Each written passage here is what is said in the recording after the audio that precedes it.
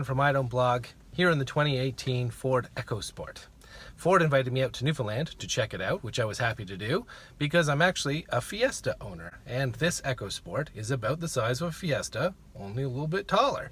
And so it's kind of neat to see what they've done with this small SUV market. This is Ford's entry into that market, which is already populated by a bunch of competitors like the Honda HR-V, the Mazda CX-3, which they say isn't a direct competitor because it's a little bit too low, but you can think about the Jeep Renegade. Oh, there's a few of them. Nissan Qashqai. This is a pretty popular market, and Ford coming in fairly late in the day to join the party with a pretty solid entry. If I'm gonna be upfront with what I think is not great about this car, I'm gonna get that out of the way and say I think it's awkward looking. It's like it's got 17-inch wheels in the versions I've been driving today, but it sort of sits too high and the wheels look too small. So it is small, but let me get my other impressions, more positive impressions. First of all, it drives much better than you would think. Because you're sitting up high, you sort of feel like you're going to be on a teeter-totter, and you can actually really put it through its paces around windy roads. It comes in two versions. You can get a 1-liter turbo version, which is front-wheel drive.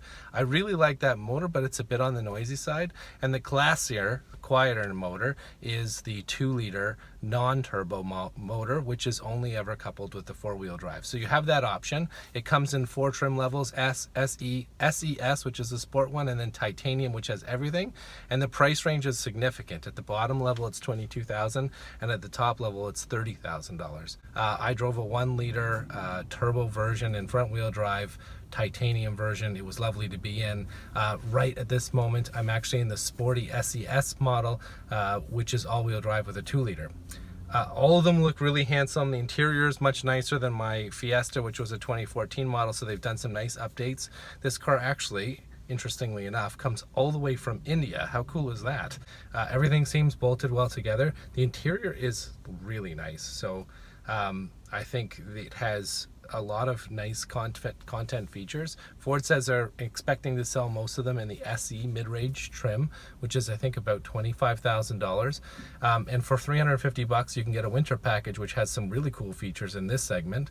You can get a heated steering wheel, heated seats, and heated windshield wipers, and some other stuff, including floor mats, for only $350. That's a bargain. So if you like heated steering wheels, there's a couple other competitors. I'm thinking of the Hyundai Kona, and who else? I think Mazda CX-3 has it, and the Nissan Qashqai I think has a heated steering wheel. And there's a few options in this market, but that's a really cheap package, value package, to get those features.